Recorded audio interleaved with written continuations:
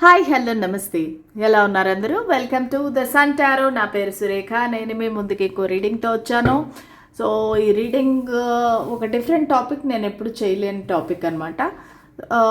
మీరు విడిపోయిన తర్వాత మీ వ్యక్తిలో వచ్చిన మార్పులేంటి, లేదంటే వాళ్ళ ఆలోచనలో ఎలా మారాయి మీ పట్ల అనేది ఈరోజు చూద్దామన్నమాట.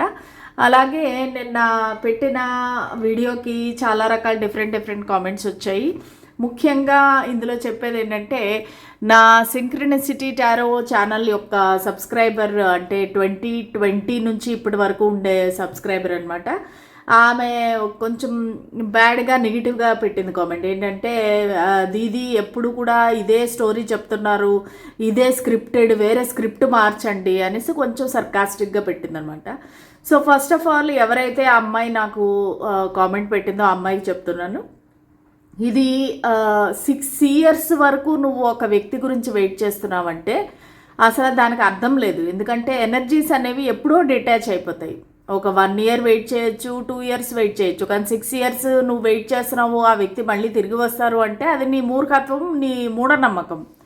ఎందుకంటే ఒకసారి ఒక వ్యక్తితో నీకు లాంగ్ గ్యాప్ వచ్చిందంటే ఆ ఎనర్జీస్ అనేవి కనెక్ట్ అవ్వవు. ఆల్మోస్ట్ లైక్ ఆ కార్డ్ కటింగ్ అనేది జరిగిపోతుంది.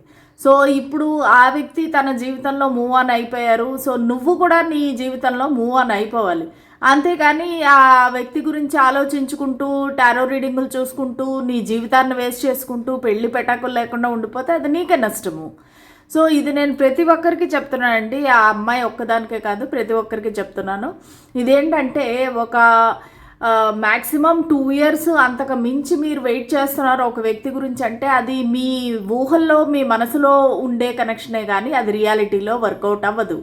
ఎందుకంటే అది అంటే వైఫ్ అండ్ హస్బెండ్ దాని గురించి అయితే కొంచెం డిఫరెంట్గా ఉంటుంది. ఎందుకంటే దానిలోని పేరెంట్స్ ఇన్వాల్వ్ అయి ఉన్నారు, సొసైటీ ఇన్వాల్వ్ అయింది, కుటుంబం ఇన్వాల్వ్ అయింది. కాబట్టి దాని సినారియో అనేది వేరనమాట. కానీ ఒక వ్యక్తిని ప్రేమించి నువ్వు 6 years వెయిట్ చేస్తున్నావు అంటే అది అసలు ఆ సంబంధమే లేదు. ఎందుకంటే ఆ వ్యక్తి నిన్ను ఎప్పుడో వదిలేసి దూరం అయిపోయి, మూవ్ ఆన్ అయిపోయి వేరే వాళ్ళతో వెళ్ళిపోయారు. సో నువ్వు ఇంకా వాళ్ళ గురించి వెయిట్ చేస్తూ టారో రీడింగ్లు చూసుకుంటూ అక్కడ నెగిటివ్ కామెంట్లు పెట్టుకుంటా ఉంటే నీ జీవితంలో నెగిటివిటీనే వస్తుంది. సో ఆ విధంగా అంటే నిన్న కొంతమంది అనేది పెట్టారనమాట, నీకు ఓన్లీ లవ్ రీడింగ్సే సూట్ అవుతాయి.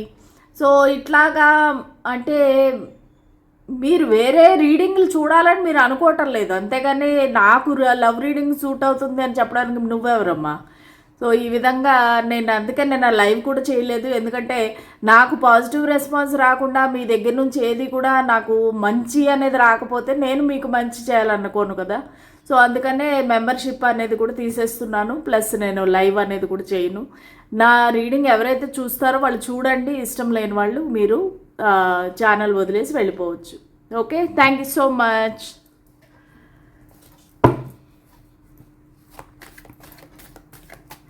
స్పిరిట్స్ అండ్ ఏంజల్స్ మా గైడెన్స్, క్లారిటీ ఇవ్వండి. సో చూద్దాము, మీ మనసులో ఉండే ఒక వ్యక్తి, ఇది రొమాంటిక్ లవ్ రీడింగ్ అండి. సో ఆ వ్యక్తి మిమ్మల్ని వదిలి వెళ్ళిపోయినాక, మీ నుంచి దూరం అయినాక వాళ్ళ మనసులో వచ్చిన మార్పులేంటి, వాళ్ళ ఆలోచనలో మీ గురించి వచ్చిన మార్పులేంటి? స్పిరిట్స్ అండ్ ఏంజల్స్ మా గైడెన్స్, క్లారిటీ ఇవ్వండి. ప్రస్తుతానికి వాళ్ళు మీ గురించి ఏం ఆలోచిస్తున్నారు? Justice, the tower, knight of swords, wheel of fortune. Okay, so ఈ ఫస్ట్ ఆఫ్ ఆల్ మీ మనసులో ఉండే వ్యక్తిని తలుచుకోండి, వాళ్ళ పేరుని 3 సార్లు తలుచుకొని ఈ రీడింగ్ చూడండి, ఖచ్చితంగా మీకు రెజనేట్ అవుతుంది. ఓకేనా? సో మీ వ్యక్తిలో వచ్చిన మార్పులు ఏంటి మనసులో అంటే, సో వాళ్ళు ఒక రైట్ టైమింగ్ కోసం వెయిట్ చేస్తున్నారండి, ఒక డివైన్ టైమింగ్ కోసం వెయిట్ చేస్తున్నారు. ఎందుకంటే వాళ్ళ చేతిలో కూడా ఏమీ లేదు అన్నట్టుగా వాళ్ళు భావిస్తున్నారు. అంటే నేను చేయగలిగింది ఏమీ లేదు, నా చేతిలో ఏమీ లేదు అన్నట్టుగా ఒక నిస్సహాయ స్థితి అనేది నాకు ఇక్కడ కనిపిస్తూ ఉంది. సో వాళ్ళు దాని గురించి అనేసి వెయిట్ చేస్తున్నారనమాట. అంటే నాకు మంచి రోజులు వస్తాయి, ఎప్పుడు కూడా ఈ చెడు అనేది ఉండదు, ఎప్పటికైనా నాకు మంచి రోజులు అనేవి వస్తాయి అనే ఆలోచనతో వాళ్ళు వెయిట్ చేస్తున్నాడు అనమాట.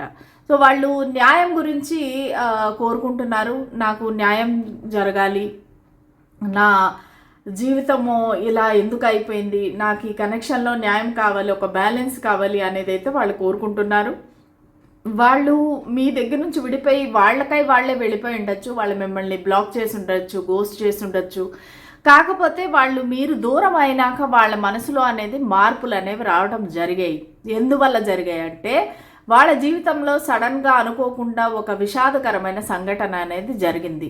సో అది ఒక జాబ్ పోవటం అవ్వచ్చు, లేదంటే వేరే వాళ్ళ జీవితంలో అనుకున్న ముఖ్యమైన వ్యక్తి చనిపోయి ఉండొచ్చు, లేదంటే వాళ్ళు ఎంతో ప్రేమించిన వ్యక్తి వీళ్ళను వదిలేసి వెళ్ళిపోయి ఉండొచ్చు. సో వాళ్ళ జీవితంలో ఏదో అనుకోని సంఘటన అయితే జరిగింది. ఒకవేళ మీ వ్యక్తి ఆల్రెడీ ఒక మ్యారీడ్ పర్సన్ అయితే కనుక సడన్గా అన్ఎక్స్పెక్టెడ్గా వాళ్ళిద్దరు వైఫ్ అండ్ హస్బెండ్ మధ్య దూరం అనేది పెరిగిపోయింది, వాళ్ళిద్దరు విడిపోయారు, విడాకుల వరకు వెళ్ళిపోయింది కనెక్షన్ అనేది. సో దానివల్ల ఏంటంటే వీళ్ళు ఇంకా జీవితంలో అన్నీ కోల్పోయినట్టుగా ఫీల్ అవుతున్నారు. అప్పుడు మీరైతే గుర్తొచ్చారు వాళ్ళకి. సో మీరు గుర్తు రావటం వల్ల ఏంటంటే ఇంకా నా చేతిలో ఇంత జరిగినాక నన్ను మళ్ళీ నా పర్సన్ యాక్సెప్ట్ చేయరు, ఆల్రెడీ మూవ్ ఆన్ అయిపోయి ఉంటారు అన్నట్టుగా వాళ్ళు భావిస్తున్నారు. రైట్ టైం కోసం వెయిట్ చేస్తున్నారు. కాకపోతే మీతో ఒక లాస్ట్ ట్రైగా మీ దగ్గరికి వచ్చి ఒక క్లారిటీ అనేది తీసుకుందాము అనుకుంటున్నారు. ఎందుకంటే ఇది ఒక రకంగా చెప్పాలంటే ఒక గొడవ అనుకోవచ్చు, లేదంటే ఒక బ్లేమ్ అనొచ్చు. సో మీ పైన వాళ్ళు బ్లేమ్ చేయాలి అంటే చేస్తారు ఖచ్చితంగా.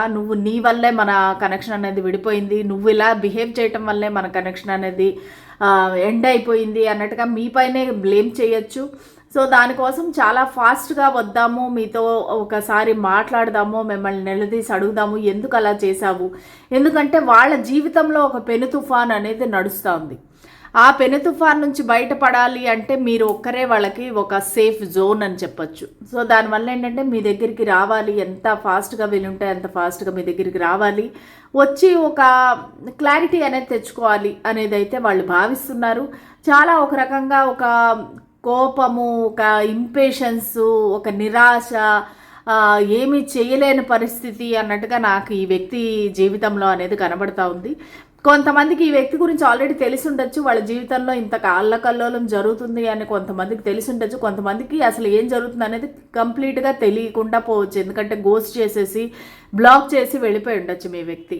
కానీ వాళ్ళ జీవితంలో ఈ విధంగా జరగటం వలన వాళ్ళు ఇంకా నెక్స్ట్ ఏం చెయ్యాలి అనేది తెలియనంత ఒక రకంగా ప్రాబ్లంలోని పెయిన్లోని ఉన్నారనమాట. సరే ఇంకా చూద్దాము అసలు మీ నుంచి దూరమైన ఈ వ్యక్తిలో ఎలాంటి మార్పులు వచ్చాయి. సో వీళ్ళు ఏమైనా మారే అవకాశం ఉందా, మీకు కమిట్మెంట్ ఇచ్చే అవకాశం ఉందా? స్పిరిట్స్ అండ్ ఏంజల్స్ మా గైడెన్స్ క్లారిటీ ఇవ్వండి. మా వ్యూవర్ ఎవరైతే ఉన్నారో వాళ్ళ వ్యక్తి మళ్ళీ మారి వెనక్కి వచ్చే అవకాశం ఉందా, ఏదైనా కమిట్మెంట్ ఇచ్చే అవకాశం ఉందా?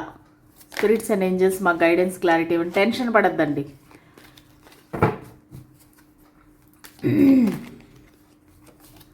ఓకే, మాటికి ఆ 10 ఆఫ్ పెంటికల్స్ అనేది వస్తూ ఉంది. ఓకే, సో మీ వ్యక్తి మళ్ళీ మారే అవకాశం ఉందా, మీకు కమిట్మెంట్ ఇచ్చే అవకాశం ఉందా? 10 of swords, page of pentacles, 8 of pentacles, 9 of cups. Okay, so ఈ వ్యక్తి ఏంటంటే ఈ కనెక్షన్ ఎండ్ అయిపోయింది అన్నట్టుగా భావిస్తున్నారండి. సో వీళ్ళు ఏంటంటే మళ్ళీ మీ దగ్గరికి వచ్చినా అప్రోచ్ అయినా ఒక ఫ్రెండ్లీగా మూవ్ అవుదాము, మన ఇద్దరం కలిసి ఏదైనా బిజినెస్ స్టార్ట్ చేద్దాము, మన ఇద్దరం ఏదైనా ఒక ఫ్రెండ్షిప్గా ముందుకు వెళదాము అన్నట్టుగా వాళ్ళు భావిస్తున్నారు. ఎందుకంటే వాళ్ళ దృష్టిలో మీ ఇద్దరి కనెక్షన్ ఎండ్ అవ్వడం అనేది ఒక పెయిన్ఫుల్ ఎండింగ్ అనమాట. సో వాళ్ళకి ఒకళ్ళనొకళ్ళు బ్లేమ్ చేసుకోవటము, ఒకళ్ళనొకళ్ళు నిందించుకోవటము, ఫైట్ చేయటము, అనుమానించటము, ఇట్లా ఈ విధంగా మీ ఇద్దరి మధ్యలో కనెక్షన్ అనేది ఎండ్ అయిపోయింది.